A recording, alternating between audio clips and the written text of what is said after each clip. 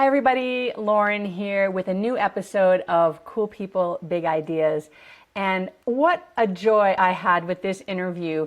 I got to sit down with the one and only Jill Purce. She is a lioness in her field of chanting and working with families, internal family systems, and in a very provocative and unique way. And we had a wide-ranging conversation. It was just magical and powerful. And when I went back to listen to it again, I was amazed at how incredible it was. And I'm really excited for you to tune in and listen. We got to film this while we were both on vacation, so it's got a bit of a laid-back vibe, and we got really personal, which was super fun. I think you're going to enjoy it. Sit back, relax, and take it all in. Hi, Jill Purce. Thank you so much for taking time out of your vacation time on both of our favorite places in the world. So thanks for taking time out to be with me. You're welcome. A pleasure. It is a pleasure to get to be live with you again. I've definitely watched things with you and been online with you, but there's nothing like being there live. And I want to just kind of dive right in. I was just at a workshop that you were attending or being part of the leadership team of with your whole family. And one of the things that everyone was sharing, all four of you, was how joyful it was and is to be able to teach together. So I just wonder if that was something that you had always wanted to do or dreamed of, or it just kind of naturally happened. How has that been for you? Because you teach alone some work and then you join and teach with the three men in your family. Can you share a little bit about that? Well, it was really unusual. We never do. I mean, we're never in the same place at the same time usually. And it was just wonderful to me to see how the boys had blossomed and how articulate they'd become and how their ideas went all over and joined up all the dots. And so it was absolutely thrilling. And to see also how Merlin has kind of run with what Rupert does and Cosmo in a way.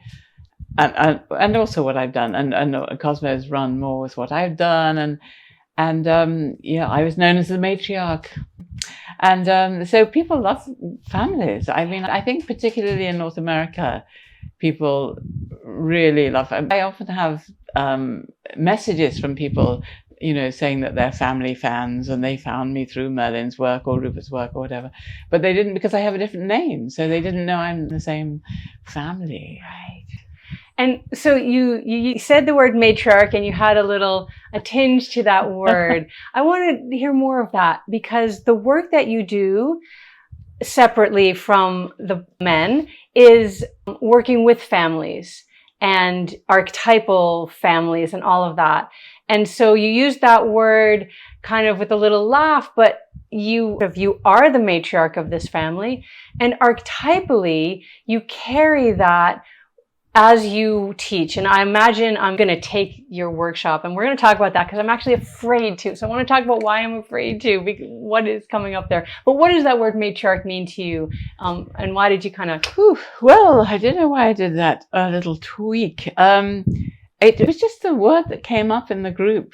I suppose I've never really thought of myself as a matriarch. I never thought, because I don't normally teach as part of the family, and this was only because we are all here together, and I've never done the boys' workshop and I wanted to do it. I've talked in it before for them and I've given the evening session for them, but I've never actually really participated and seen what they had to offer. So I didn't really come up with a term, but I'm happy with it. But I can't say that I take responsibility for it. Although, of course, I do and I am, and there's no getting away from that. Yeah. There's no getting away from it. No. But it is lovely. It is great to be a family. And of course, as you know, part of my work is working with families and seeing. So what I do with the family constellations is it's all about restructuring and bringing order back, bringing back the outliers, all the forgotten people, all the things that have been forgotten or buried, or people have cut off from because they think, somebody's abused them, and so if they cut off all connection with them, that'll be cool and they won't be affected by it. But actually, the reverse is true, because anybody who's an outlier, who's been cast out, is part of the whole nature of humanity, wanting to belong. There is nothing more important to a human being than to belong. And if somebody's done something horrible, usually they're quite a powerful person. And if you outlaw or cast out a powerful person, they're going to make trouble because they want to belong and they want to come back. And so the work is very much about bringing back the outliers, honoring the perpetrators. And when I say that, people freak out and think, how can you honor are you honoring them rather than what they do? It's not, I don't distinguish really. There's no blame in the work, which is what's so interesting. It's about what's happened, dealing with what's happened, and honoring the perpetrator, not forgiving. Sometimes people will use the word forgive. And this is problematic because if you forgive somebody, you're elevating yourself above them. I am so grand, I can forgive you, poor little worm down there. In order to forgive somebody, you have to elevate yourself above them. You have to feel a little bit superior. And therefore the person becomes a little bit inferior. Then that's, cool. But it doesn't work. And so if you honor that person, and people often ask me what that means, but you elevate them above yourself. You're putting yourself down and you're honoring them. And if they've abused you, it's hard to do that, but it's really powerful. So you're saying that is what you want to be doing versus forgiveness, you elevating above them, honoring, you're elevating them above you, exactly. Even if they've hurt you quite significantly. Yeah, absolutely. Can you talk more about what that does to you, the person that's what is happening for you to, first of all, be able to do that? Because in my work, it's very much, we use that word forgiveness and self-forgiveness as well, because a lot of people blame themselves for things that have happened. So I'd be so curious, how would I pivot that? And what is it then that is happening to make you feel free? Well, if you outlaw somebody, if somebody's abused you and you blame them and you cast them out, you blame yourself. Mm-hmm. And then you feel guilty and then you punish yourself. If you honor them, firstly, it's really hard to do it. And the difficulty involved is part of the magic of the healing. In order to honor somebody who's done you wrong, that takes a lot of guts. And it's in that process that the healing happens. Mm-hmm. And sometimes, when I'm doing this face-to-face, somebody can stand there for quite a long period, unable to speak. And sometimes in the end, I'll just say the words. And then when they say the words, even if they can't believe them themselves, something follows. And then something is healed. And it's really important. Mm. Because it's all about bringing everybody back. So, rather than pushing everybody out beyond the pale, it's all about bringing order into the system. So everybody who's out there, everybody who's done somebody wrong or been forgotten or whatever has exiled or excluded somebody, means that somebody, even in the past, it means that somebody in the current family has to resonate with that person and is entangled with that person. And so since it's all about bringing everybody back, it's about restoring the integrity and the authenticity and the coherence of the field. And for that to happen, everybody has to be brought back. Everybody has to be remembered. And the word remembering is so interesting because it means to gather together the dismembered parts. And recollection is to recollect that which has been dispersed. So these ideas of memory are bringing back the parts. And the whole work is about restoring order within the field. It's all about the field. Restoring order so everybody's in their rightful place. What are you talking about? This is in the past that Uncle Joe 3 generations ago did something that has been reverberating through the fields. Or what if cousin Jill, I didn't mean to pull that out, that's okay. Right? Is very disruptive in the family now. Somebody is all the ways you can be disruptive, alcoholic, violent, you can't bring them to family gatherings because all of this. in the now. So you're not talking about like, come on everybody, let's have Thanksgiving dinner together now. Are you talking about going back and working with whatever Uncle Joe did 3 generations ago? Both. It's about bringing back the field. And so this work is beyond space and time. Mm-hmm. So it's very much about, what Uncle John may have done or Uncle Joe may have done in 3 generations ago. Because if what was done then, so anything which is considered societally inappropriate at the time, and of course, historically, everything was societally inappropriate. Now, nothing is societally inappropriate, but anything that was considered societally inappropriate is not spoken about. Mm-hmm. It's concealed. It becomes a family secret, mm-hmm. and family secrets ooze toxicity down the lines and infect everybody, except the living. So the work is about the living, which is the cutting edge of life, working with anything that's happened anywhere in the field historically. So you understand the family through time and through space, through the eyes of multiple members of the family and through all the generations. And so anybody that's done anything historically peculiar, the trauma, anything traumatic, anything considered societally inappropriate, abortions, addictions, emigrations, accidents, maiming, mentally ill, physically ill, dodgy dealing, alcohol, etc. Any of those things cause a trauma, illegitimacy, of course, causes a trauma to be held in the field, and that's very conservative and goes down through the generations. Suicides happen in families. If somebody commits suicide, then there's a kind of pull. So when you have major, for example, there was a place near my husband's town where 7,000 people were killed in the battlefield in the 15th century, and that place is an accident black spot, which means many accidents happen in that place. So death pulls death towards it. And so I had the local vicar do a requiem mass for all those people, even though it happened in the 15th century. So death pulls death towards it. And all these things are like magnets. So traumas are caught in the field and acts as magnets for the current generation, who is the only people who are available, who are able to transform the situation. Okay, this is good. This is so good. Okay, so the trauma gets caught in the field. One of the things that I'm trying to unwind is how or where in the field.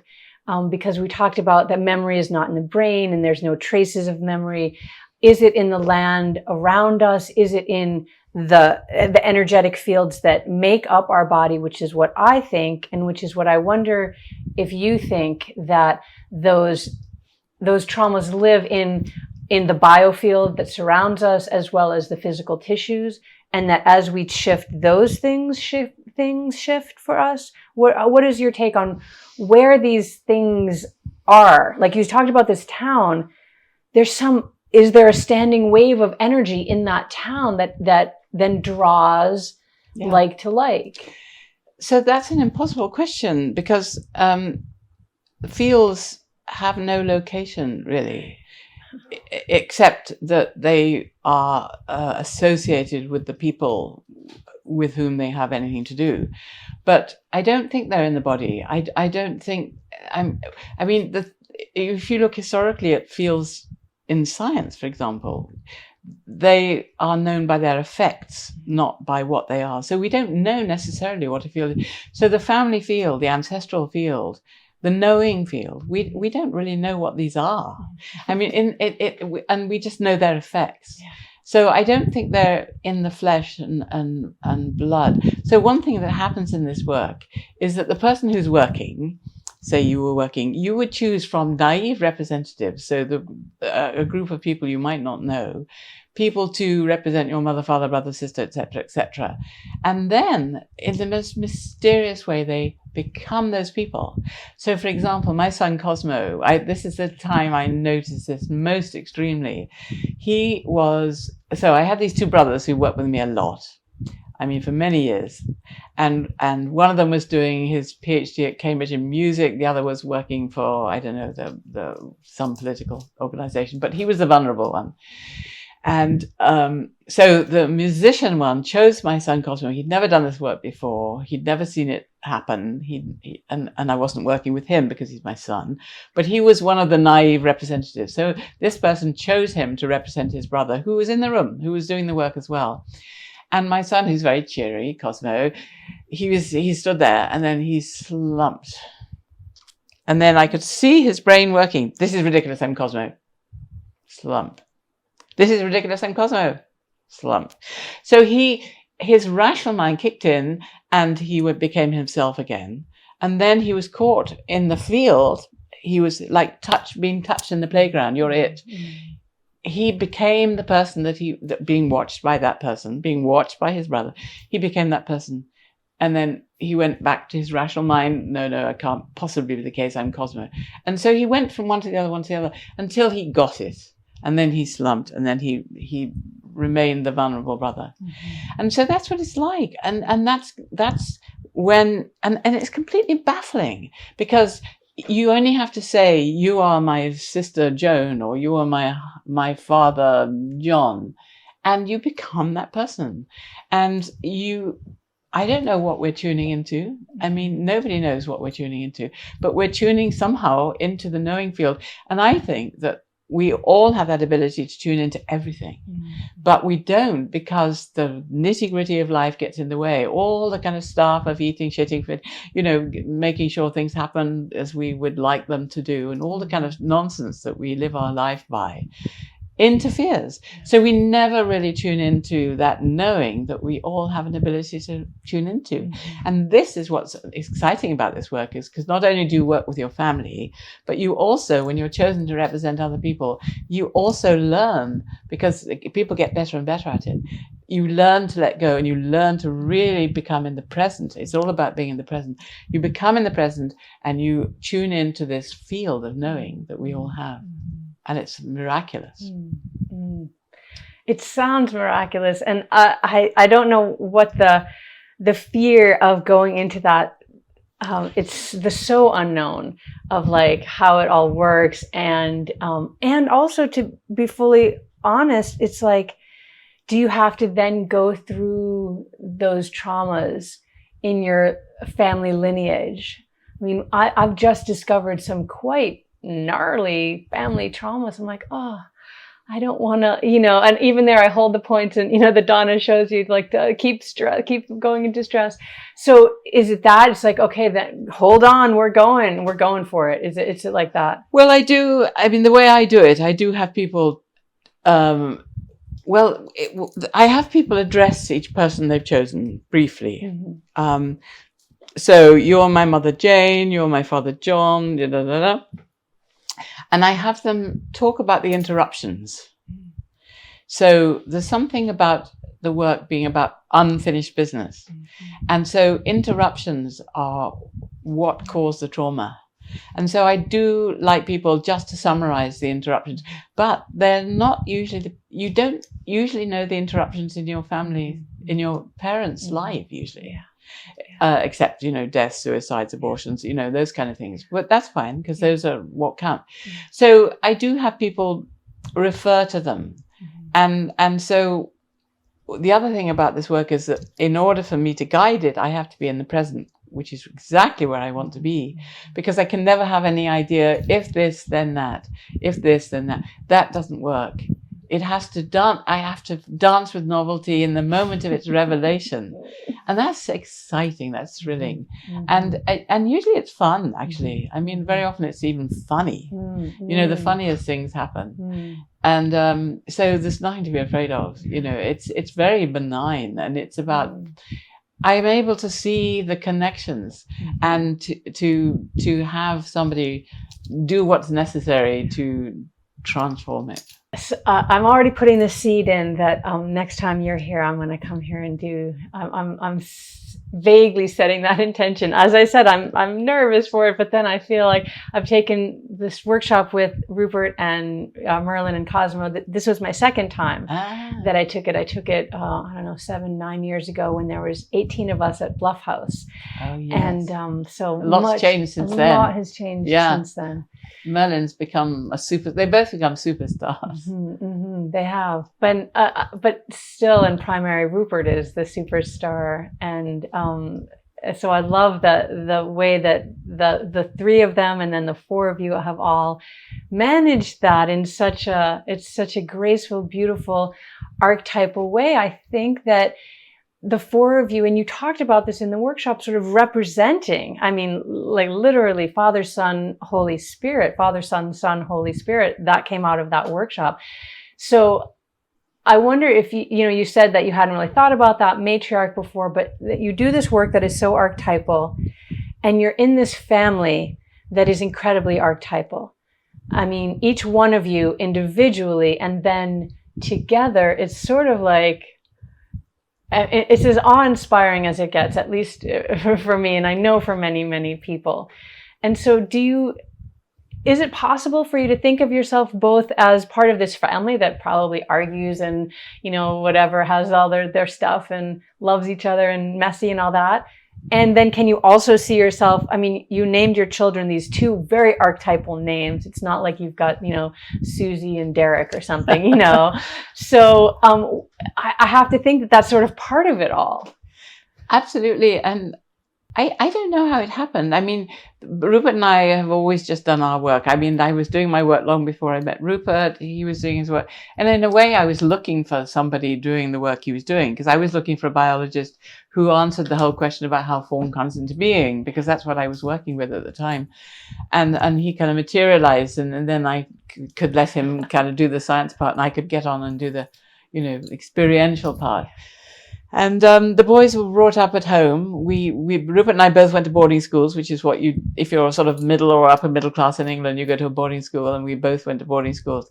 But our boys, we had them quite late. I was 40 and 42. And so we didn't want them they went to private schools, but, we went where we live in London. There are some excellent private schools nearby. They were able to walk to school, which meant they could look at the snails and the birds and the fruit on the trees, not the advertising hoardings, which is what when you drive, you see, Yeah. And so they were brought up at home in this environment, seeing and being with both of us doing what we do.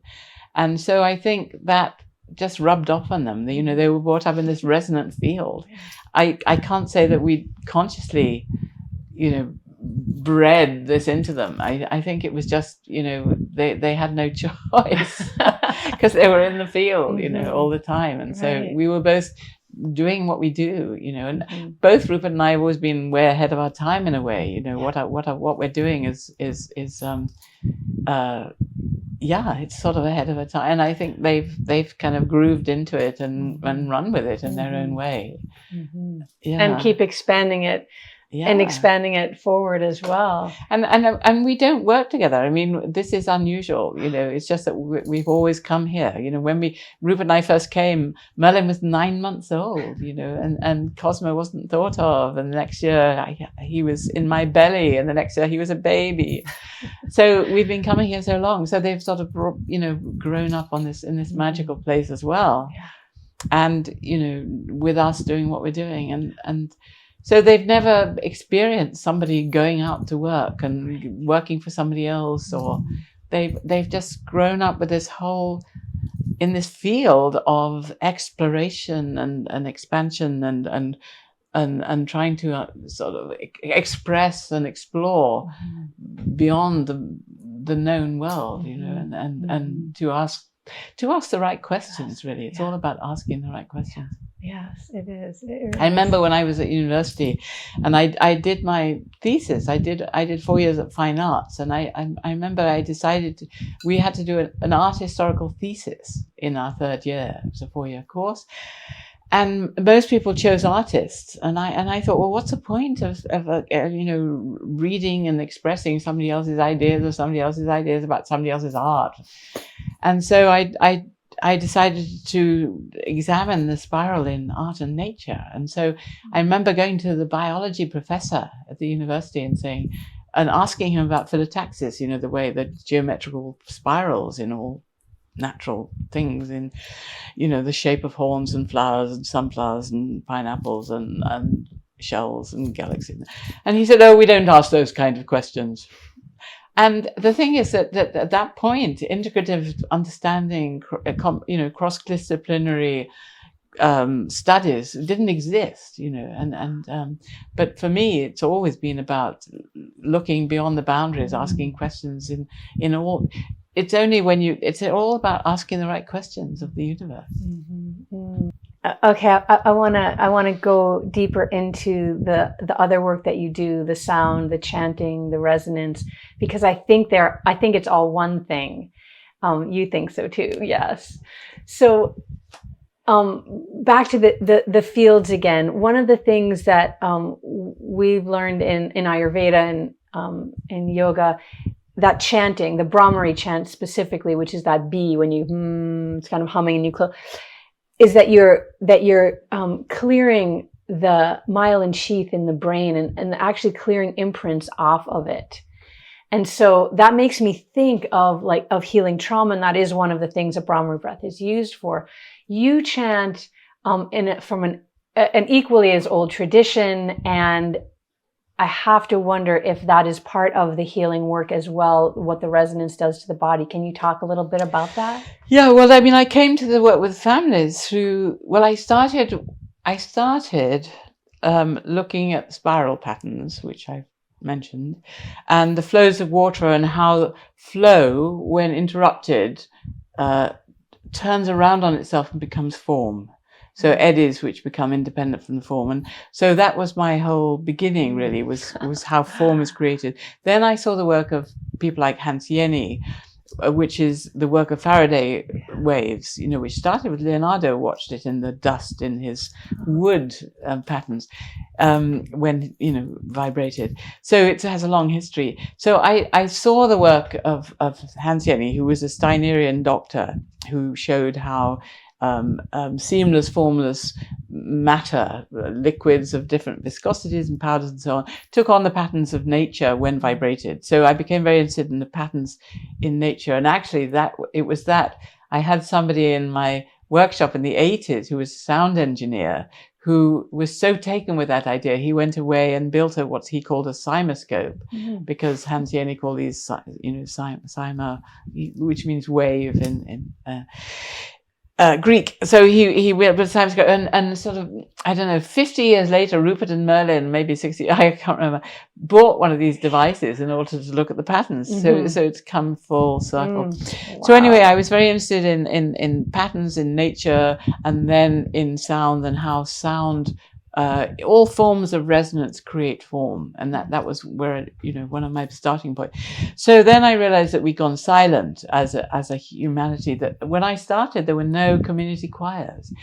To join a choir, you had to read music, have an audition, sing in tune, and so forth.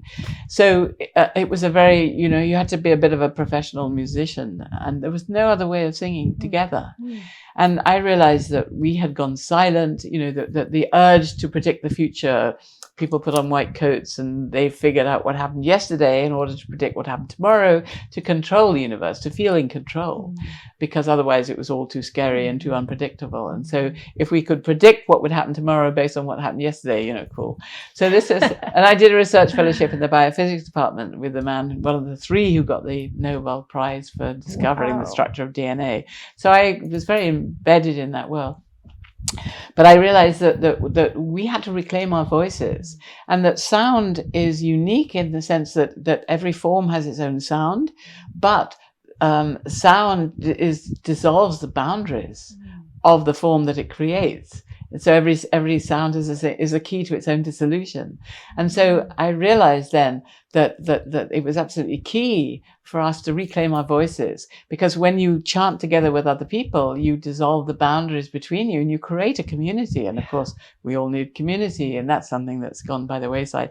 So singing together is a magical thing. And once I went to, a friend of mine was singing in a choir, and I remember going to this concert and sitting in this very cold, it was a huge, great church, and it was very cold, and the choir was all up there, and they were singing away, and I was cold and bored and fed up. And at the end, they all came down from the podium, and they were jolly and happy, and I was bored and cold. And I, it's just an example of what happens when you sing. So singing is exciting, and it does all kinds of things. And so, for example, you talked about clearing out the brain. So once I had in one of my workshops, I had a science professor of, what was he new? He was Parkinson. He said, I'm a Parkinsonian. So he was a neurophysiologist, really, who specialized in Parkinson's disease. Anyway, it turned out, so he stood up at the very end of the workshop. He hadn't said a word. And he'd come with his wife. So he didn't even sort of come on his own volition. And he said, this is so interesting, you're vibrating the brain. So I said, yes, we're vibrating the brain. Because to do this kind of chanting, you actually push the sound up into the cerebral cortex and the whole brain cavity. And I said, yes, we're vibrating the brain. And he said, well, that's what we do when we give ECT, electric shock treatment. So I said, well, I think this is a more benign way of vibrating the brain. But there's no question, anyway, that the brain needs vibrating. The brain likes to be vibrated. And this form of chanting pushes the sound up into the pineal and pituitary glands, which we no idea what they do really. But there are various things that we do now know. We know about the vagus nerve. It's all about the vagus nerve. Mm-hmm. So we know that chanting activates the vagus nerve. And the vagus, it's called a wanderer. It covers the whole body, and it affects us emotionally and psychologically and physically. And so vibrating the vagus nerve, good thing. And then the other thing is that it stimulates nitric oxide, which is a vasodilator, so it reduces blood pressure. So there are all kinds of things. And then, of course, it stimulates, all what are known as the happy chemicals, dopamine, oxytocin, serotonin, endorphins, all these things that people externalize the means of transformation, put it in a pill or a mushroom or whatever, and then re-imbibe it. Where we have these things endogenously, we have them inside. We just have to activate them. And I think that's more exciting, really, than externalizing them and taking it, although that means that we have no control, of course, which is good. We have to give up control. Whereas if you activate them endogenously, we still have an element of control. But they're all there, and the sound activates them, and it does all kinds of things. And if you're chanting, you can only chant in the present. However, you can still chant in the present and think about what you forgot to do yesterday, the regrets of the past, and what you have to do tomorrow, the obligations for the future. So regrets and dreads. And that's what eats away into our experience of the present moment. So if you're chanting in the present and you're listening to yourself chanting in the present, you're using your own senses to be present with your presence. Then, it's not possible as long as you remember to listen. And that's really the key. And if you do that, you can be in the present moment. And that's one of the most powerful things there is. One of the things that I loved so much about this workshop was all of the singing that we did together. Yeah. And a few times I was like, okay, Cosmo, we're going to do this 6-part harmony with 80 people and no one knows how to sing, or some people do, but most of us are. And I just thought, oh, it's so complicated. And then it just happened, and it was magical. Yeah. It was magical.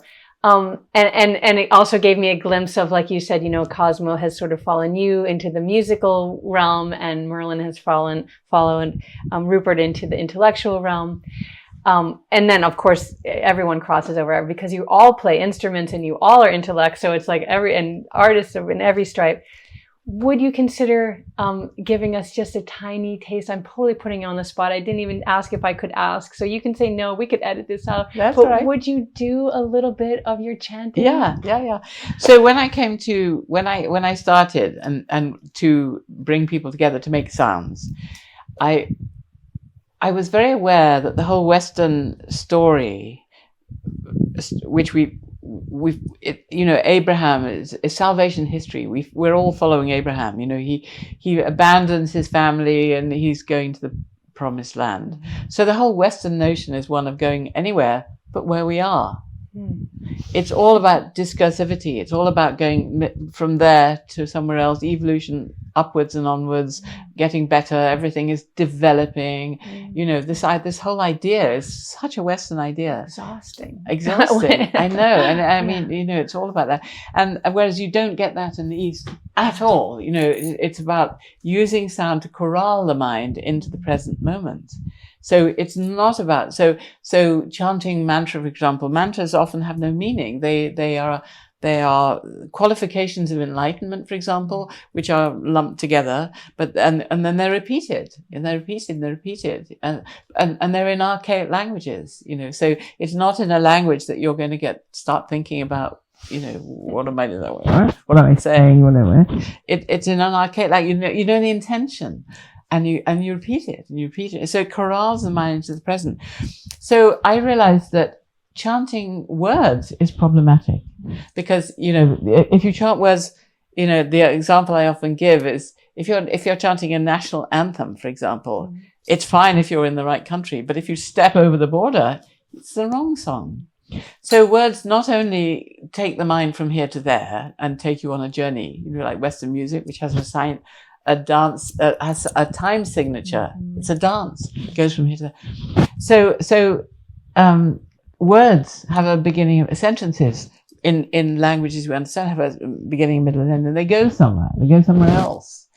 And so I realized that words were a problem. And so I wanted a form of chanting which was also it didn't belong to any particular tradition, because every country has its own culture, its own tradition, and of course that's also problematic. So I wanted a form of chanting which had no words and which was non-cultural in a sense. So I came across this form of chanting. I have to say, I found it in Central Asia, I found it first of all in Central Asia, amongst Tibetans who I'd been studying with. Then I lived and worked with Karl-Heinz Stockhausen, a German composer, for 4 years in the early 70s. And he had written a piece called Stimmung. He created electronic music, through sine waves. He created music out of sine waves, which is about as basic and fundamental as you can get. And he had written a piece called Stimmung for 6 singers, singing a very simple form of vocal harmonics. And I had come across a form of chanting amongst Tibetans, which was a much more sophisticated form of harmonic chanting. So when I came to inducting and encouraging groups of people to come together to make sound, I wanted something which was non-cultural, non-verbal, but completely fundamental to the nature of sound, and even more important, in tune. So one of the things that happened to Western music, and I'm coming to your answer in a minute, one of the things that happened to Western music was with the popularity of keyboard instruments, which came with the piano and all the sort of pianos, clavichords and so forth and so on. So was fixed tuning. And so traditionally people had tuned from one note to a note 5 notes above it. 5 notes above that, 5 notes above that, 5 notes. And that was called the cycle of fifths. And so the fifth is, apart from the octave, the most consonant interval. And so, but what happened was, when you get to what should be the octave, you overlap it by a quarter of a semitone, which is known as the Pythagorean comma. And so it's a spiral, which is interesting. It's naturally a spiral. But this doesn't work for instruments which have fixed tuning. And so they had to think of another way of tuning. And people like Bach and Galileo and all the kind of polymaths, mathematicians, instrument builders, racked their brains to find a way of retuning music So this wasn't a problem, where you could play in different keys and so on. So what they did was they took this little overlap, put it back into the octave, or put it into the octave, making all the intervals in the octave slightly stretched or slightly squashed. In other words, out of tune. So the pact of the devil will make all our music out of tune, and now look what we can do with it. So all music since the invention of keyboards, since Bach's time basically, has been out of tune, but not so out of tune that people would notice. But nevertheless, you can't be sound in mind and body if you're singing very slightly out of tune. So again, I was looking for not only something non-verbal, something non-cultural, but I wanted a form of chanting which would be in tune and which wouldn't be melodic and therefore take you somewhere else.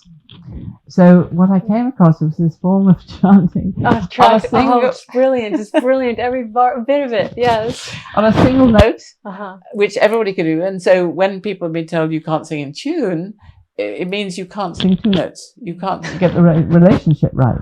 So if it's only on one note, most people can sing on one note. So, it's very hard to say you can't sing in tune because most people can sing. So singing on one note, but by changing the shape of the resonant cavities that we all have, which we do every time we speak anyway, we're able to articulate the internal structure of the sound, the components of the sound, which people don't know exist. So they become louder than the note you're chanting, and then you hear all these other sounds which can only be in tune. So that's what I did. So I'll give you an example.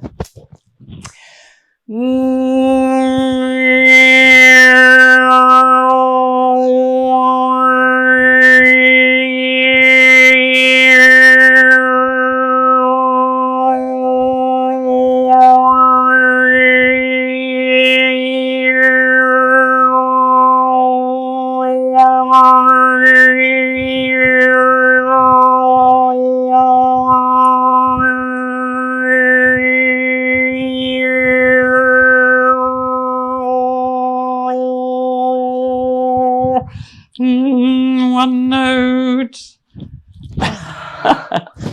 But I don't know, can you hear the other notes inside? Yes, okay. So those are the harmonics, and they can only be in tune. So you're able to be sound in mind and body, in tune. Wow. And that's wonderful because everybody can do it. You do have to learn how to do it. But it doesn't rely on any intrinsic musical ability. Except, some musicians can usually hear what's going on more quickly because they're trained. But basically everyone can do it. Do you do this chanting with your family groups as well? Oh yeah. You do? Well, no, not this kind. Funnily enough, actually, I think it's very important to do things ceremonially and with chant. So I do use chant in the family group, but not this particular kind. I do this when I'm doing the voice work, along with lots of other ways of being present. But with the family constellation work, I definitely chant, and I work with each person rather shamanically for a moment, because again, I think it's really important to tune into resonance and to take people beyond their normal rational mind. So I use all kind of holy waters and sages and rattles and feathers and what, just briefly, and I have everybody tuning and in together, between each person, because I think it's really important to take it into some other realm. So you're taking people out of their normal rational mind right at the beginning. And what would you call that realm? I'm leading you a little bit, but what do you, the realm when the rattles and the chanting, and so it's not the everyday experience. What do you call that? What is that for you? Oh, I mean, I'm not sure that names are very helpful, really, because they're just names. We don't know. We don't know what happens when people go into trance. We don't know what happens when people meditate. We don't know what happens when people are hypnotized. We don't know. We have no idea what's going on, really. We just give them names, and they don't really mean anything. But these are all ways of taking people beyond the rational discursive mind, this going from here to there, the thinking. So you enter into the nature of mind rather than getting obsessed with the contents of the mind. And so I think anything which does that, but what name we give it, I'm not sure it means anything. I don't think we really know what any of those names mean. They just hypnotism. I mean, people do all kind of weird things when they're so-called hypnotized. But what does it mean? I don't know what it means. But it's giving you access to a place that you've seen dramatic changes. It allows people to go beyond the discursive mind into some other world which is more real. So the Tibetans have this idea of I see you as separate from me, and that gives rise to me wanting you or not wanting you, pushing you away or pulling you to me. One is attachment, one is aversion, based on ignoring what is, which is there is no separation, and we know that. But in this world, we have to act as if there is, because it's the world of duality. So we have to function in duality somehow or other. But we know better. We know there isn't any separation. This is so great. I just a couple more questions. I really wanted to ask you about the Pythagorean comma, and then I was like, don't ask her about because it's such a complicated question, and I'm not sure how many of our listeners will be as thrilled to hear about it as I am, but I love it. This is now the second or third time I'm starting to, I think now I grok it. Like that was the clearest. I'm like, okay, now I know what she's talking about.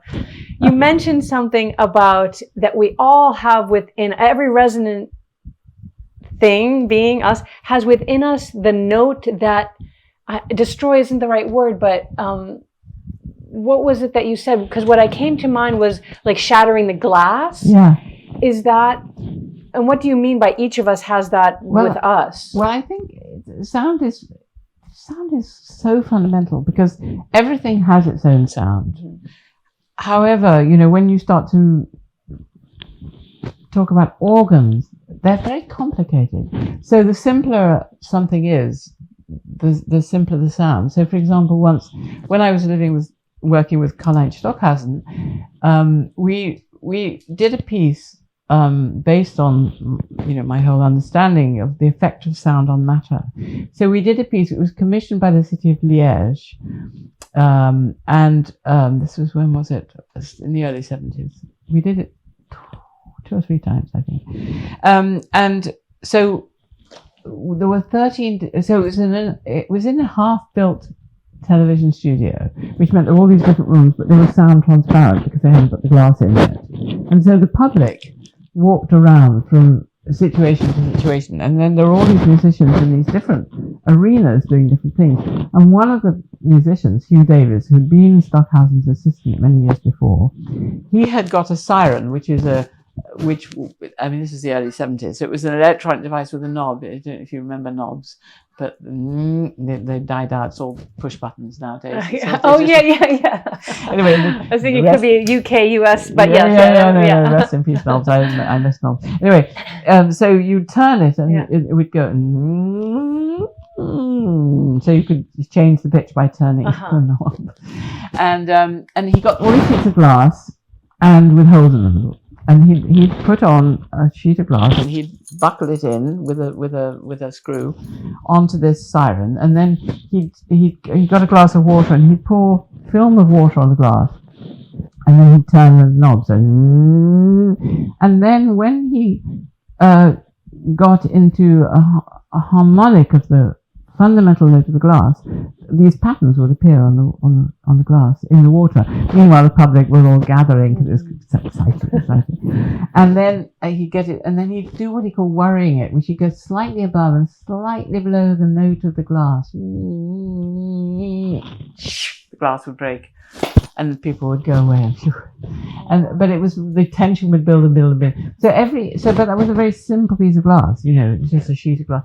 So everything has its own note, and that note is the key which destroys it. But you need it. In the case of glasses, you have to have very high quality glasses. Nobody's going to do it without our best glasses, and you have to have a very accurate voice. To worry it. To go slightly above it, and then it shatters. So everything has its own sound, and that is the key. That sound is what will dissolve the form. So it's this mysterious thing that the sound of a thing is the key to its own dissolution. So we have a note. Each of us has our own Well, note. again, that's very complicated. You know, people say, "Oh, organs have it," you know, but for me, it's much more important to be present and work with sound that way. But in a sense, we do have our own note, and but when you're singing in a group, you can't have an individual note. You have to find the group note, but you can find your own note on your own, but you have to be on the own, and you have to work with sound a lot, and you have to be nowhere near radiators which make noises or planes which go overhead with radiators. So you have to repeat and start chanting, you know, for days on end, and then finally your voice will come somewhere to rest. And it's related to your speaking voice. You know, we all have a different speaking voice, we all have a different pitch. But when you're doing this kind of chanting, what you want something which is low enough so the whole of you is vibrating, but high enough so you have a certain tension. But too much tension and it's exhausting, no tension and you can't do anything. So you know, and that the main difference, of course, is between men and women, because you know, men have long, you know, the thing that happens at adolescence is that the thing gets longer, and so the voice sinks down, which is a trauma for young boys. Yep. So we all do have our own sound, but and in Indian music, you know, people try and find it. In Western music, you know, people just try and get you to sing as high as you can or as low, and find whether you're soprano or an alto or a bass or whatever. And so do you think your note has the ability to heal you or dissolve you or both, and that's maybe not so different? Well, I mean, for me, it's more important to use sound to be in the present moment than to find a sound which, you know, dissolves you. Yeah. And because we're so little in the present moment. And so making a sound in such a way that you can be in the present and not thinking about what might be afraid of what might happen in the future. You know, we don't know what's going to happen in the future, but we're afraid of what might happen in the future, or we're regretting what we forgot to do. And so this erodes our experience of the present moment. And in the present, all is available, all knowledge, all healing, everything is available. And it's a happy place, it's a blissful place. And we're so little there. So sound is quite unique in the sense that, sound is unique in another way, because sound is based on counting. So if I go like that, I interrupt the continuity of your experience. If I speed it up, we have a rhythm. If I speed up beyond 16 cycles per second, that rhythm becomes a pitch. Then the highest pitch is the harmonics. And then you have duration, which is how long a piece of music will last. So, you know, maybe 20 minutes, or in the case of Stockhausen or Wagner, you know, it might be several days. But so the whole of music based on counting. And yet what happens when you count is this ineffable qualitative experience of the magic of sound. So sound uniquely brings together the quantitative universe and the qualitative universe, and nothing else does that, because it is both, and that's a huge aspect of sound itself. Have you ever played around with a theremin? I haven't. You haven't? No. It's strange. Yeah. Mysterious. No, I don't know how they work. Yeah. It is about your electromagnetic field interfering with the electromagnetic field that this reverse antenna is putting out. So it's like whoever theremin, the antenna from a radio, instead of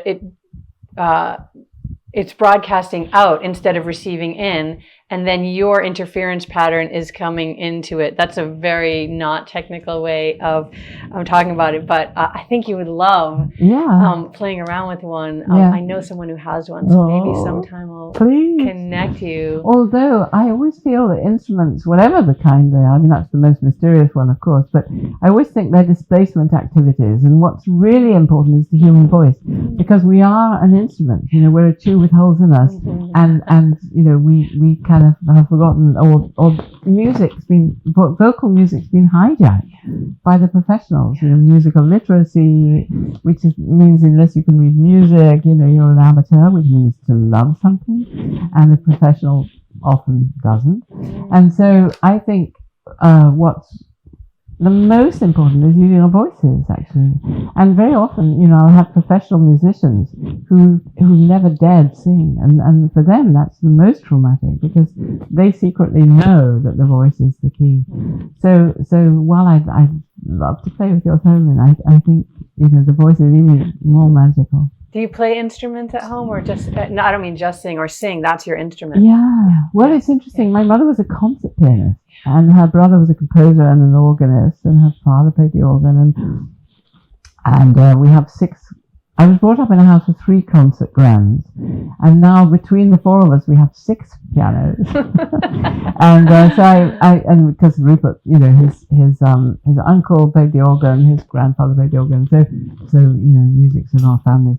And I started playing partly because my mother was a concert pianist, I went to boarding school. I refused to be taught by her. And so, I rather sort of rejected it because it was so in the family. But I started to play the flute for a while. I played the flute for a while. And but an interesting thing, when I was quite small, my godfather had a piano house in the local town, and he became my godfather because he was a great friend of my mother, because my mother started music at the local university, Kiel University. And so as a child, as a young child, she didn't know what to do with me, really. She wasn't very maternal. So she'd take me along while she visited Bernard, he was called, this piano house full of disembodied actions and people. And in those days, this is in the 50s. So in those days, England was very English. There weren't all these people from exotic countries like now, but there were a lot of Polish people who'd been left over from the war, and they were all somehow able to French polish and tune pianos. They were very sophisticated, really. So I would be left wandering around as a little child, and my mother would hole up with Bernard, and I don't know what they were up to, but anyway, they were and I was wandering around all these disembodied pianos and keyboards and actions, and while they were being tuned out of tune. They were all being tuned out of tune. So I think that affected me, really. So when it came to reclaiming music, because I had, and thank God in a way, I did reject all the kind of classical music, not the classical music, but the instrumentation, which actually, if you play an instrument, you execute something. Interesting use of words. It is interesting use of words. Yes. So in a way, I rejected, my, all this sort of ordinary music tradition in order to take on and reclaim it in another way. And I think if I had followed on as a classical musician, which so easily could have been my path, I don't think I would be doing what I'm doing. Oh, I'm so glad. I'm so glad that you were around all those disemboweled pianos. This has just been so wonderful. I feel so very in the present moment. We are surrounded by this exquisite beauty and this exquisite island. You are such a generous communicator. I love everything that you've been sharing. And not to take us out of the present moment, but I'm curious what you are excited about, things that you might be working on or projects that you're excited about that you might want to share. Well, before COVID, I was doing very extraordinary extended ceremonies based on the mandala. So the mandala is a diagram of a rotatory process, originally around a stupa, going through the 4 directions. It's a very complex diagram with multiple layers of meaning based on the understanding of the development of consciousness and the idea of afflictive emotions, these different afflictive emotions, which when transformed become wisdoms. So either you get them as diagrams, as paintings, or as stupas, or you might find a kind of monastery where a monk would have spent his whole life building a kind of palace with a deity in the center who's a manifestation of enlightenment in a particular way.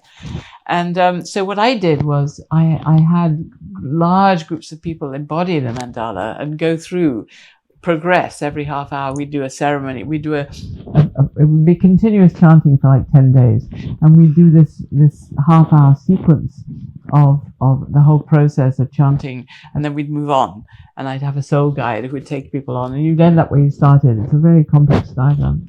manifestation. A Western interpretation of a very profound psychological understanding of the nature of mind.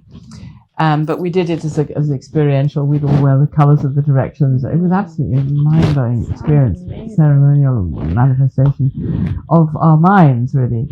But because of COVID, the work was very intimate. So you were breathing and chanting in each other's faces at various points. So I realized it was completely inappropriate for COVID.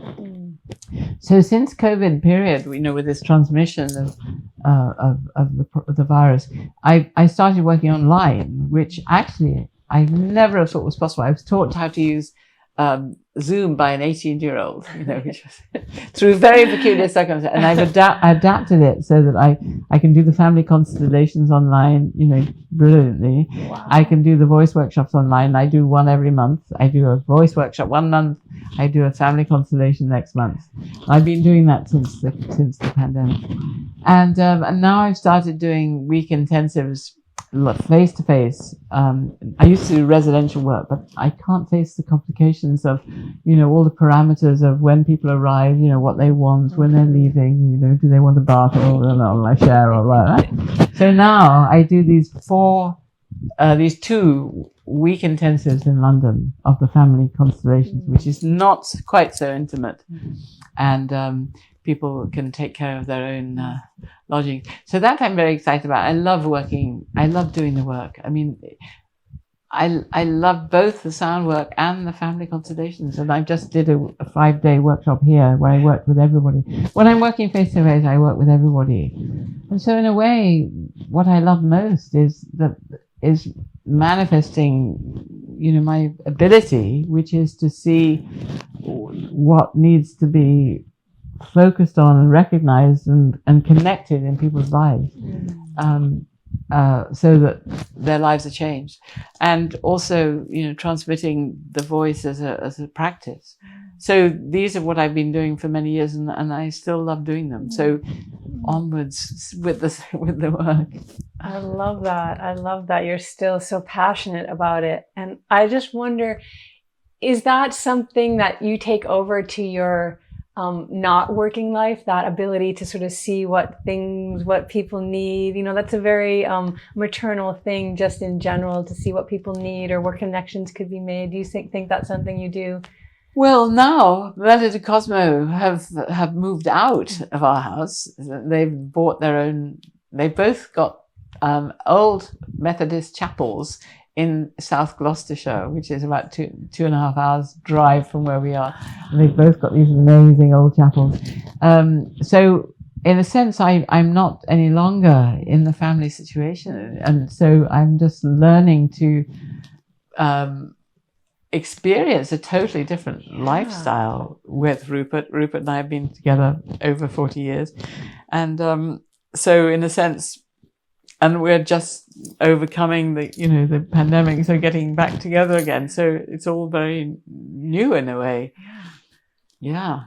Does that feel exciting and expansive? Yeah, I mean, it's nice to get back to realizing the joys of community. Yes. Yeah. Yeah, and coming here, it's wonderful too, because all these people that I've known for so long, it's wonderful to connect with them again. It's true. And I'm so grateful to connect with you. I was saying I bumped into Merlin on the co-op on the way over here to visit you. And, being here on the island, it's so beautiful and casual and interconnected, and everyone feels like little mushrooms, and we're all underground, and then we sprout out at different events. And I was saying that I was nervous to come here because you and Rupert, and I was like, I can't do the research, because when I do the research, then I see how it is amazing to me how you are all in your own fields giants, and yet you are humble isn't even the right word. That doesn't express it. There is some kind of genuineness, graciousness, heart-centeredness that allows just a very human connection to happen. And so I'm very grateful for that. Oh, thank you. Yeah. It's been a pleasure. Yeah. For me too. Thank you. Yeah.